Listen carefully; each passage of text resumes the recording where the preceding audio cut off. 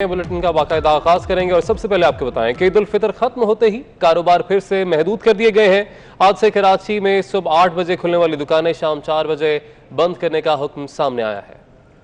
पंजाब में मार्केटों, बाजारों और शॉपिंग मॉल्स को शाम 5 बजे तक खुला रखने की इजाज़त। खैबर पख्तूनख्वा में सुबह 9 बजे से शाम 5 बजे तक कारोबारी सरगर्मियां। ताजरों ने नए औकात कार मुस्तरद कर दिए हैं। आपको अपडेट कर रहे हैं, आपको बताएं कि ईद उल फितर ख़त्म होते ही कारोबार फिर महदूद कर दिए गए। आज से कराची में सुबह 8 बजे खुलने वाली दुकानें शाम 4 बजे बंद करने का हुक्म है। पंजाब में मार्केटों, बाजारों और शॉपिंग मॉल्स को शाम 5 बजे तक खुला रखने की इजाज़त है, जबकि खैबर पख्तूनख्वा में सुबह 9 बजे से शाम 5 बजे तक कारोबारी सरगर्मियां। ताजरों ने नए औकात कार मुस्तरद कर दिए।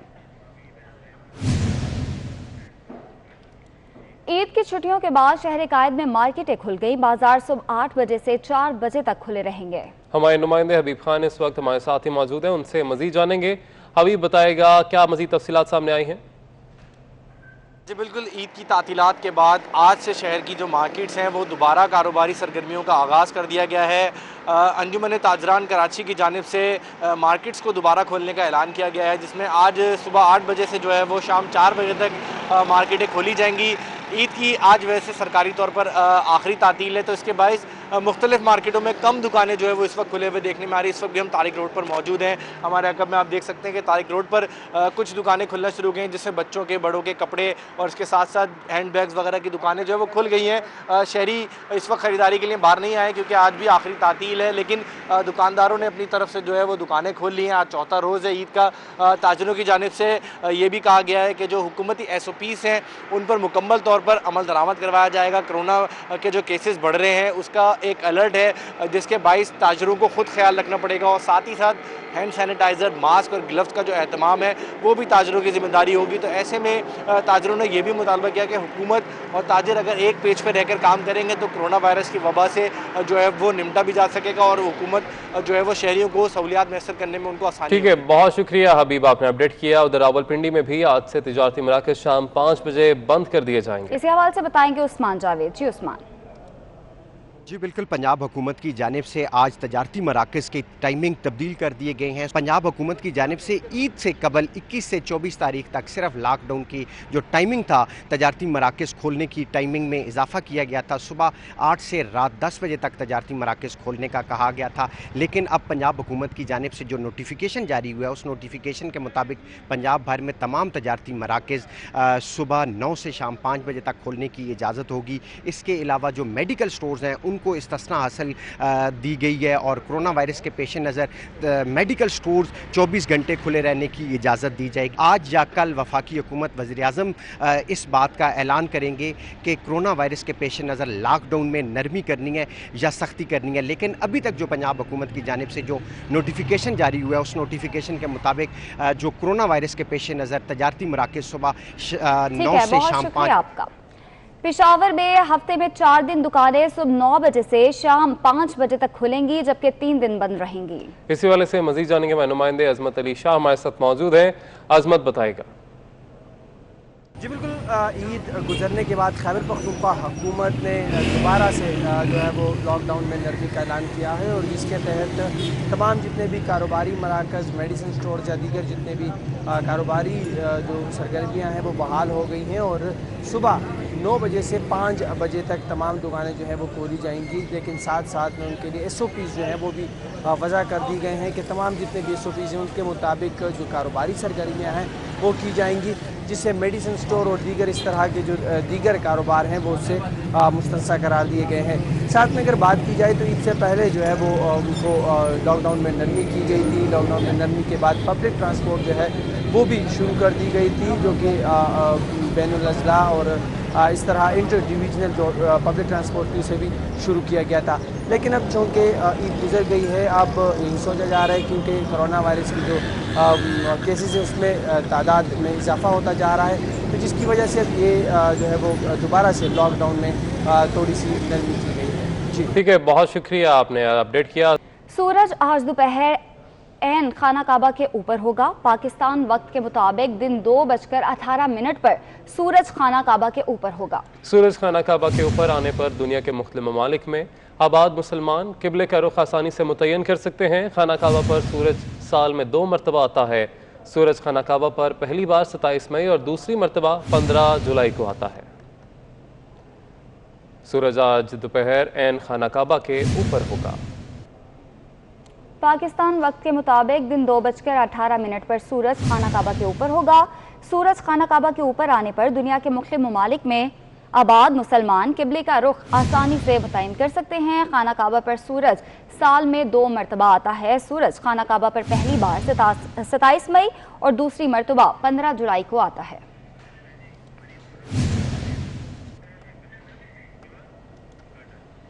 कुछ दीगर खबरें शामिल करेंगे। अब आपको बताएं कि मुस्लिम लीग नून की तर्जुमान मरियम औरंगजेब ने हुकूमत से वज़ीर आज़म की गुमशुदगी का इश्तिहार शाया करने का मुतालबा कर दिया है। उनका कहना है कि 1 करोड़ नौकरियां और 50 लाख घर देने का वादा करने वाला वज़ीर आज़म लापता है। उनका कहना है कि IMF जाने और भीख मांगने पर मौत को तरजीह देने वाला वज़ीर आज़म लापता है।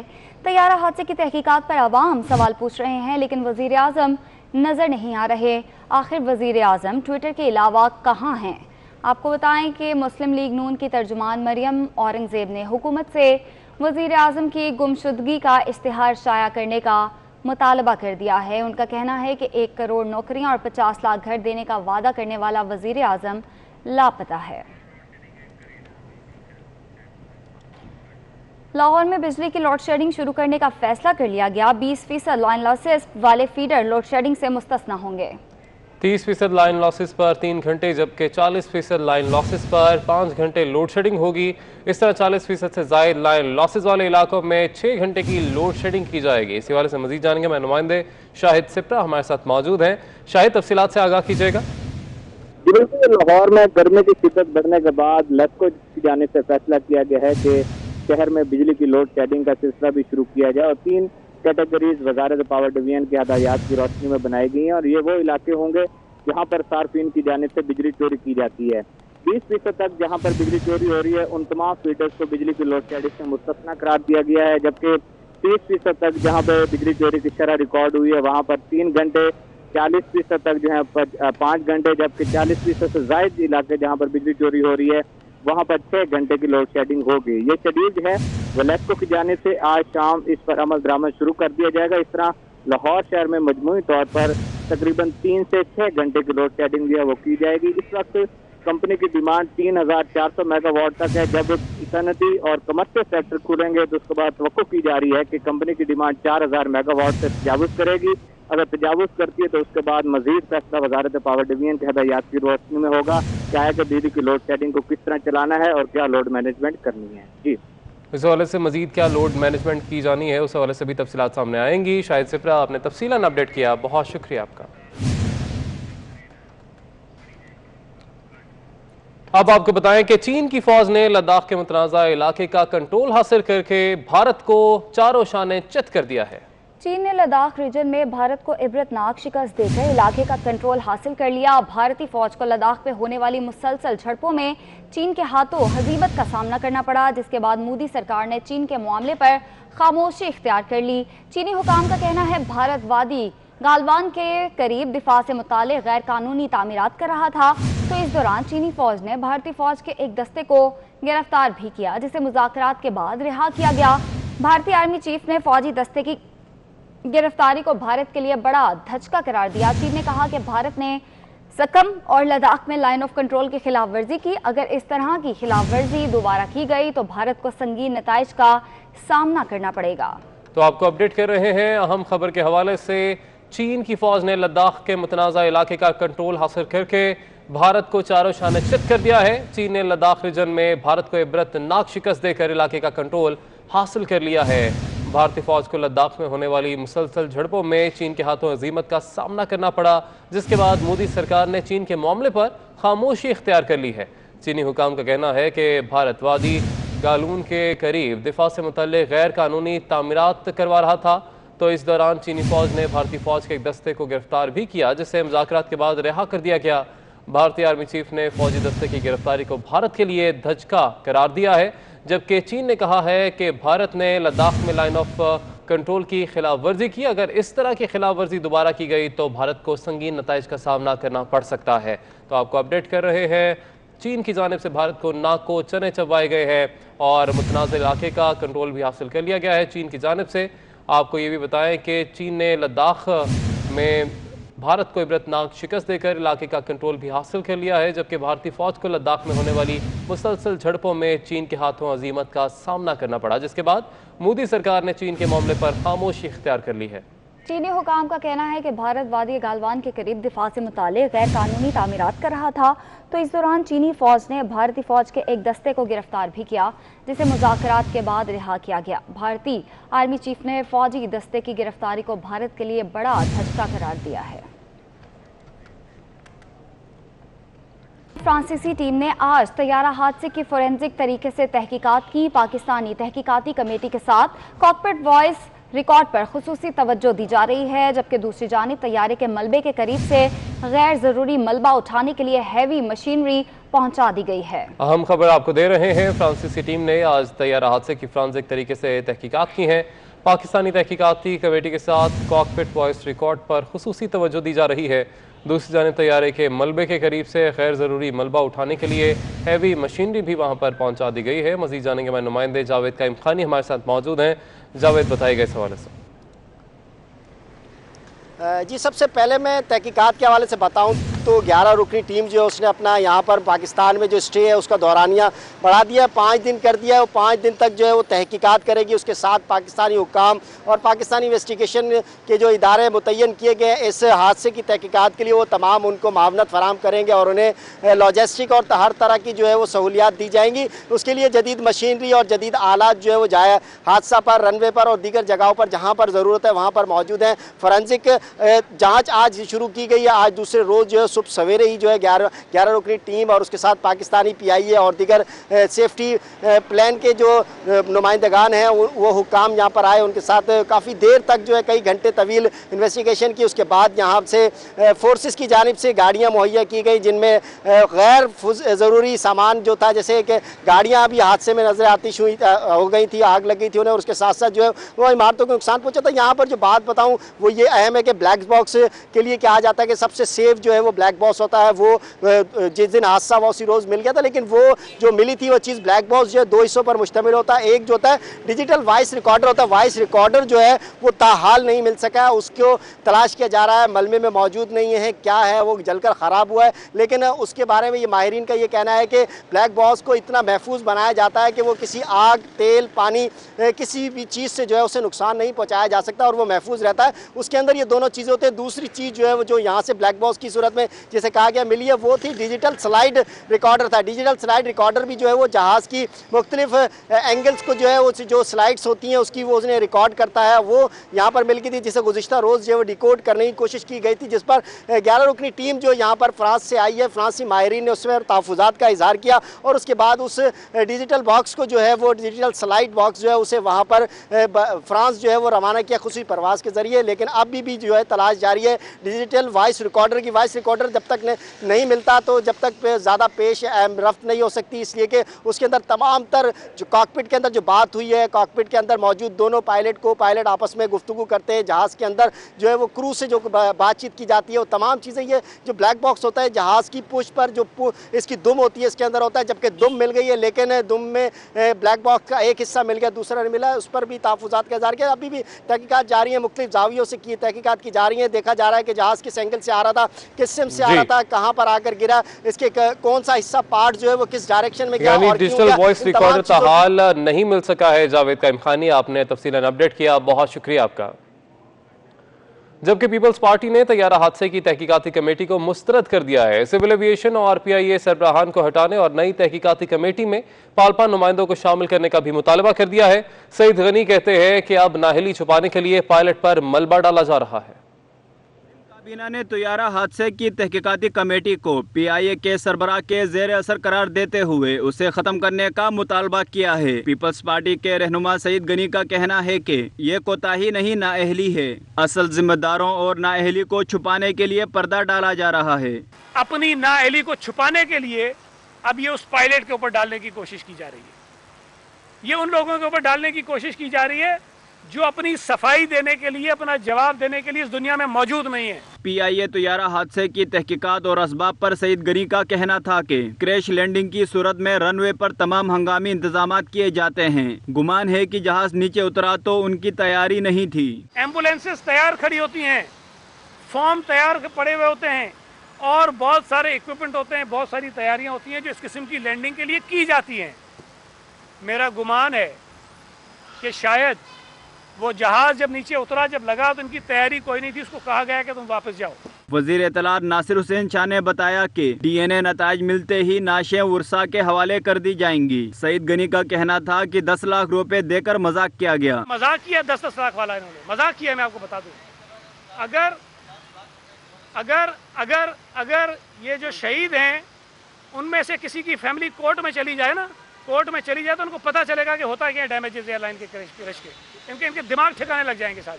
सूबाई वज़रा का कहना है कि कुछ लोग तैयारा सानी है कि शहदा के घरों पर ताज़ियत से ज्यादा मीडिया पजीराई के लिए जा रहे हैं। हमने ऐसा नहीं किया। तैयारा हादसे में शहीद होने वाले अफराद के वर्सा PIA के रवैये पर फट पड़े। हादसे में वालिदैन के साय से महरूम होने वाले आदिल रहमान का कहना है कि तैयारा हादसा खौफनाक और दर्दनाक था, लेकिन इस वक्त PIA का रवैया इंतहाई ज़िल्लत आमेज़, नाकाबिले माफ़ी और शर्मनाक है। PIA ने बेहिसी की इंतहा कर दी। आदिल रहमान के वालिद फजल रहमान और वालिदा वहीदा रहमान तैयारा हादसे में शहीद हो गए थे। तो आपको अपडेट कर रहे हैं, तैयारा हादसे में शहीद होने वाले अफराद के वर्सा PIA के रवैये पर फट पड़े। हादसे में वालिदैन के साय से महरूम होने वाले आदिल रहमान का कहना है कि तैयारा हादसा खौफनाक और दर्दनाक था, लेकिन इस वक्त PIA का रवैया इंतहाई ज़िल्लत आमेज़, नाकाबिले माफ़ी और शर्मनाक है। PIA ने बेहिसी की इंतहा कर दी। आदिल रहमान के वालिद फजल रहमान और वालिदा वहीदा रहमान तैयारा हादसे में शहीद हो गए थे। PIA तैयारा हादसे पर सिविल सोसाइटी भी मैदान में आ गई। PIA तैयारा हादसा जिम्मेदारों के खिलाफ मुकदमा दर्ज करने की दरख्वास्त सिविल सोसाइटी के जनरल सेक्रेटरी रिजवान खानजादा ने थाना मॉडल कॉलोनी में जमा करा दी है। तो आपको अपडेट कर रहे हैं, आपको बताएं कि PIA तैयारा हादसे पर सिविल सोसाइटी भी मैदान में आ गई है। PIA तैयारा हादसा जिम्मेदारों के खिलाफ मुकदमा दर्ज कराने की दरख्वास्त सिविल सोसाइटी के जनरल सेक्रेटरी की जानिब से थाना मॉडल कॉलोनी में जमा करा दी गई है।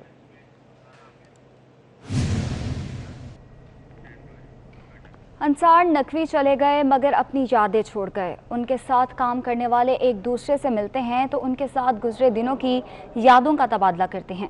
देखते हैं ऐसी ही कुछ यादों पर और बातों पर मबनी ये रिपोर्ट। मुझे अंसार नकवी साहब कि जब मैंने सुना कि वो अल्लाह को प्यारे हो गए हैं तो आप यकीन करें मुझे इतना सदमा हुआ। उसकी वजह ये कि बड़े मुतहरिक साथी थे, बड़े शाइस्ता नफीस शख्स थे, ज़हीन शख्स थे और हम उन्हें बहुत मिस करेंगे। उनका दफ्तर मेरा दफ्तर साथ साथ थे, सारा वक्त दोस्ती, गपशप, हंसी मजाक और फिर मेरे सेंसर बोर्ड भी थे और कभी उन्होंने नाजायज़ सेंसरशिप नहीं की। हमेशा जहानत के साथ समझाते थे, प्यार करते थे। बहुत मिस करेंगे। उनकी शख्सियत ऐसी थी कि हर किस्म का इंसान, हर इंटरेस्ट का इंसान, हर तबके का इंसान उनके पास जाता था और उनको ऐसे महसूस करवाते थे इंसान नकवी साहब के जैसे वही ख़ास इंसान है। इंसान नकवी साहब के बाद बहुत बड़ा ख्याल लगता है कि पैदा हो गया जो कि पूरा होना मुश्किल होगा। खुदा उनको जन्नत नसीब करे और यकीनन ये उन लोगों में से हैं जो कि बेइंतहा नेकियां करके इस दुनिया से गए और उनके ख़ानदान के लिए ख़ास एक बहुत मुश्किल वक्त है। हमारी उन सब के लिए दुआएं, उनके दोस्तों के लिए, तमाम इदारे के लिए दुआएं। तो अच्छे दिन वो थे कि जब हम साथ मिलकर काम करते थे कराची में और हमने क्या नहीं किया। नवाज शरीफ की आमद, बेनज़ीर भुट्टो की आमद, पहला शॉट चाहिए जहाज़ का अंसार नकवी उसके ऊपर लग गए। फिर उसके बाद चीफ जस्टिस की तहरीक, पूरी तहरीक लाइव ब्रॉडकास्टिंग में थी। वो बहुत मुश्किल था, बहुत डिफ़िकल्ट था। कितने प्रेशर थे आपको अंदाज़ा यकीनन होगा जो सुन रहे हैं चैनल्स वाले। और उसके बाद कराची की सूरत हाल, 12 मई की सूरत हाल, 12 मई की सूरत, फिर इंतखाबात और फिर ये सब चीज़ें इतने बड़े प्रोजेक्ट थे ये कि मेरा ख्याल है कि हम लोग कर गए। बड़ा मौजा था, बहुत ज़बरदस्त मौजा था और इसमें अंसार का बहुत इम्पोर्टेंट किरदार था। हजरत अली अलैहिस्सलाम का कॉल है कि लोगों से इस तरीके से मिलो कि अगर मर जाओ तो तुम पर रोए और जिंदा रहो तो तुम्हारे मुश्ताक हो। शायद अंसार नकवी उन्हीं लोगों में से एक थे। लोधड़ा के नवाही इलाकों में टिड्डी दल ने हजारों एकड़ फसलें तबाह कर दी हैं, जबकि काश्तकार अपनी मदद आप के तहत टिड्डी दल से लड़ने में मसरूफ हैं। इसी हवाले से बताएंगे मुश्ताक भुट्टा। जी मुश्ताक। जी बिल्कुल, ज़िला लोधरा के गिरदो नवाह के जो बड़े इलाके हैं उनमें टिड्डी दल का ये तीसरा बड़ा हमला है। एकड़ों फसल जो है वो टिड्डी दल के हमले से मुतासर हो चुकी है। मेरे साथ आल पाकिस्तान किसान इत्तेहाद के तहसील दुनियापुर के सदर इशफाक अहमद शाह साहब मौजूद हैं, उनसे बात करते हैं। जी, किसान बहुत ही परेशान हाल हैं। जो उन्होंने हज़ारों रुपए खर्चे किए हुए हैं क्योंकि फसल की इब्तदाई मराहल हैं फसल के, तो इस सिलसिले में टिड्डी दल का ये जो तीसरा हमला है हमारे इलाके में, हमारे डिस्ट्रिक्ट में, तो ज़िले इंतज़ामिया की तरफ से कोई खातिर खा इक़दामात नहीं किए गए। मैं ये गुजारिश करूँगा अपनी गवर्नमेंट से कि वो मेहरबानी करें, हमारे डिस्ट्रिक्ट के लिए कोई माली पैकेज का ऐलान करें। का भी यही कहना है। दीगर जो जहाँ पर किसान हजरात हैं, काश्तकार हैं, वो इस सूरत हाल से परेशान हैं। यहाँ पर इंतज़ामिया की जाने से भी सिर्फ काश्तकारों को, किसानों को ये मशवरा दिया जा रहा है कि वो किसी तरह टिड्डी दल को के हमले को के बचाव के लिए अपने तौर पर इक़दामात करें, जबकि काश्तकार जो है वो इस वक्त परेशान हाल है और हुकूमत से माली जो पैकेज है उसका को मुतालबा कर रहा है। ठीक है, बहुत शुक्रिया आपका। साबिक सदर आसिफ अली जरदारी का कहना है कि शदीद महंगाई के बायस अवाम मौजूदा हुकूमत से तंग आ चुके हैं, अवाम हुकूमत से निजात चाहते हैं। कोरोना वबा के दौरान विफाक की कोई हिकमत अमली नजर नहीं आई। टिड्डी दल ने फसलों को तबाह कर दिया, लेकिन विफाक की कोई प्लानिंग नजर नहीं आ रही। पहले दिन से टिड्डी दल की तबाही से मुतल्लिक खदशात का इजहार कर रहे हैं। तो आपको बता रहे हैं, साबिक सदर आसिफ अली जरदारी का कहना है कि शदीद महंगाई के बायस अवाम मौजूदा हुकूमत से तंग आ चुके हैं, अवाम हुकूमत से निजात चाहते हैं। कोरोना वबा के दौरान विफाक की कोई हिकमत अमली नज़र नहीं आई। टिड्डी दल ने फसलों को तबाह कर दिया है, लेकिन विफाक की कोई प्लानिंग नज़र नहीं आ रही। पहले दिन से टिड्डी दल की तबाही से मुतल्लिक खदशात का इजहार कर रहे हैं।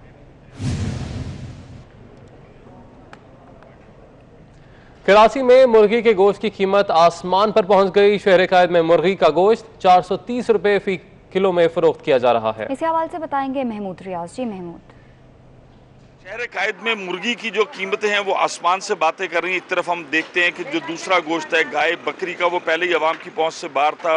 25-30 रुपए इजाफे के साथ जो जिंदा मुर्गी है 265 रुपए बिक रही है, जबकि गोश्त 420 रुपए से 430 रुपए किलो मिल रहा है और इसमें मुतवातर इजाफा होता जा रहा है। कमिश्नर कराची और उनकी लिस्ट होती थी, छापे लगते थे, वो कोई नजर आते हैं? अभी छुट्टियाँ चल रही हैं सर, अभी क्या छापे लगेंगे? 27 तारीख है, आज छुट्टी खत्म होगी तो कल छापे मारेंगे। ये मुर्गी महंगी इतनी क्यों हो गई कि आवाम की पहुंच से बाहर हो गई? ये कोरोना वायरस की वजह से महंगी हुई। पिछले हफ्तों में चूजा डाला नहीं फार्मर ने, मुर्गी की किल्लत हो गई। 6 ऑर्डर पे हम रखेंगे तो क्या 260-250 रुपए बिकेगी। यही जैसा मार्केट का डिमांड सप्लाई का इनका भी यही कहना है कि मजीद इसके अंदर इजाफे की जो है वो उम्मीद की जा रही है। दूसरी तरफ ये को मार्केट मैकेनिज्म को कंट्रोल करने के लिए जो कमिश्नर कराची की तरफ से कहा गया है कि जो प्राइस लिस्ट है ये छापे मारे जाएंगे, वो अभी तक कहीं नज़र नहीं आया। और कराची की जो आवाम है वो इस महंगाई के जिनके काबू में जो रोज़ बरोज़ जो है जिसमें इजाफा होता जा रहा है और वो इस इजाफे को बर्दाश्त करने पर। ठीक है, बहुत शुक्रिया महमूद रियाज, आपने अपडेट किया। अब आपको बताएं कि पतोकी में ट्रेन हादसे पर रेलवे फाटक के 3 मुलाजमीन को गिरफ्तार कर लिया गया है। तीनों मुलाजमीन के खिलाफ मुकदमा भी दर्ज कर लिया गया है, जबकि हादसे की इब्तदाई तहकीकाती रिपोर्ट में भी तीनों मुलाजमीन को जिम्मेदार करार दिया गया है। आपको बता रहे हैं, पतोकी में ट्रेन हादसे पर रेलवे फाटक के 3 मुलाजमीन को गिरफ्तार कर लिया गया है। अफसोसनाक ये हादसा पेश आया था। मजीद जानेंगे, हमारे नुमाइंदे सईद अहमद सईद हमारे साथ मौजूद हैं। सईद बताएगा।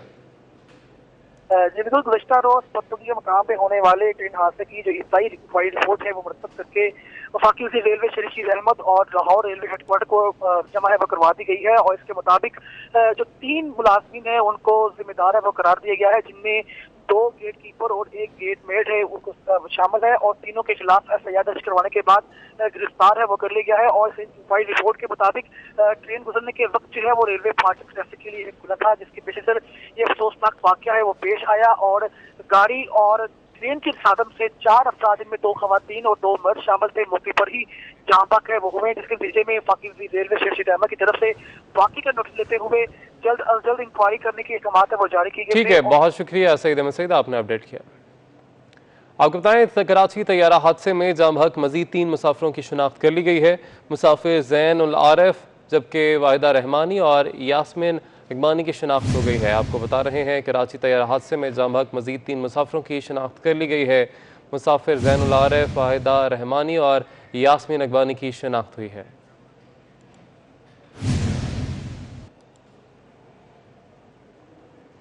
हैदराबाद के सिविल अस्पताल में प्लाज्मा थेरेपी के जरिए कोरोना के मरीजों का इलाज कामयाबी से जारी है। मजीद 2 मरीज प्लाज्मा थेरेपी से सेहतियाब हो गए। तादाद 4 हो गई है, जबकि एक मरीज तशवीशनाक हालत की वजह से प्लाज्मा लगाने के बावजूद फौत हो गया। तो आपको अपडेट कर रहे हैं। आपको बताएं कि हैदराबाद के सिविल अस्पताल में प्लाज्मा थेरेपी के जरिए कोरोना के मरीजों का इलाज कामयाबी से जारी है। मजीद 2 मरीज प्लाज्मा थेरेपी से सेहतियाब हो गए, जबकि तादाद 4 हो गई है। एक मरीज तशवीशनाक हालत की वजह से प्लाज्मा लगाने के बावजूद फौत हो गया।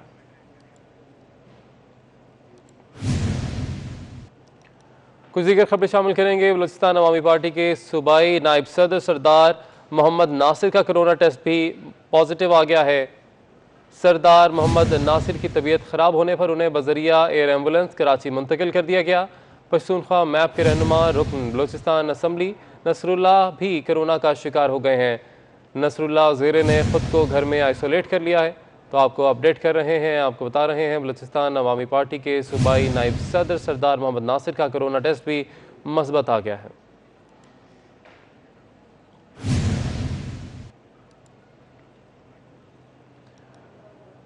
जबकि लॉकडाउन के बायस भारत में फंसे 176 पाकिस्तानियों की वापसी के लिए वाघा बॉर्डर खोल दिया गया है। शहरियों की जांच पड़ताल के बाद पाकिस्तान में एंट्री शुरू हो गई है। आपको बता रहे हैं, लॉकडाउन के बायस भारत में फंसे 176 पाकिस्तानियों की वापसी के लिए वाघा बॉर्डर खोल दिया गया है। शहरियों की जांच पड़ताल के बाद पाकिस्तान में एंट्री शुरू हो गई है।